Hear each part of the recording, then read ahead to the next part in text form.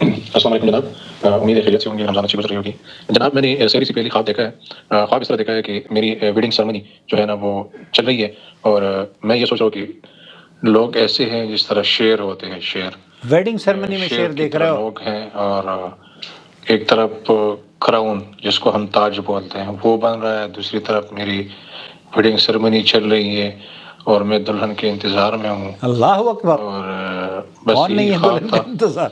پھر میں اٹھ گیا ہوں، میری آنکھ کھل گئی۔ ہاں، جناب والا کیا تعبیر ہو سکتی ہے اس کی؟ میں آپ کو لے کر مہربانی چلتا فرما ہوں کر رومانہ اپنے کی محفل میں انہوں نے تعبیر جو سے خواب کی مجھے تعبیر آگاہ بیان کیجیے۔ کی ہے شکریہ، وہ سنتے جزاک ہیں۔ اللہ۔ السلام علیکم ورحمۃ اللہ وبرکاتہ۔ اللہ سبحانہ تعالیٰ کو آپ کی خیر برکتوں اور خوشیوں سے نوازے، آمین رب آمین یا العالمین۔ رب العالمین۔ دیکھیں، شعر سے طاقت، دشمن اور دلیری کا تصور آتا ہے، جبکہ تاج ایسے شخص کو پہنایا جاتا ہے جو اپنے ارد گرد کے لوگوں میں نمایاں اور معزز ہوتا ہے۔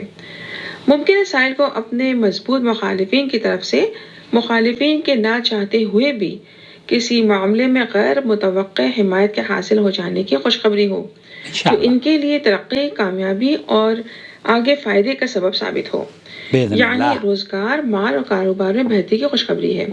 کسی دیرینہ خواہش کے پورے ہونے کی خوشخبری بھی ہو سکتی ہے۔ انشاءاللہ۔ اگر سائل غیر شادی شدہ ہیں اور من پسند گھرانے میں شادی میں رکاوٹ ہے تو رکاوٹ کے دور ہونے کی خوشخبری بھی ہو سکتی ہے۔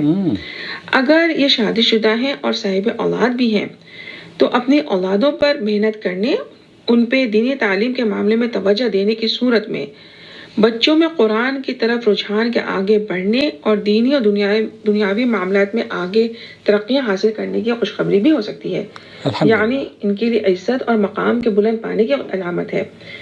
یہ خواب خیر ہی خیر ہے۔ ان کو چاہیے کہ نماز کی پابندی کریں اور اللہ سبحانہ تعالیٰ کا شکر ادا کرتے رہا کریں اور خود کو قرآن سے جوڑ لیں۔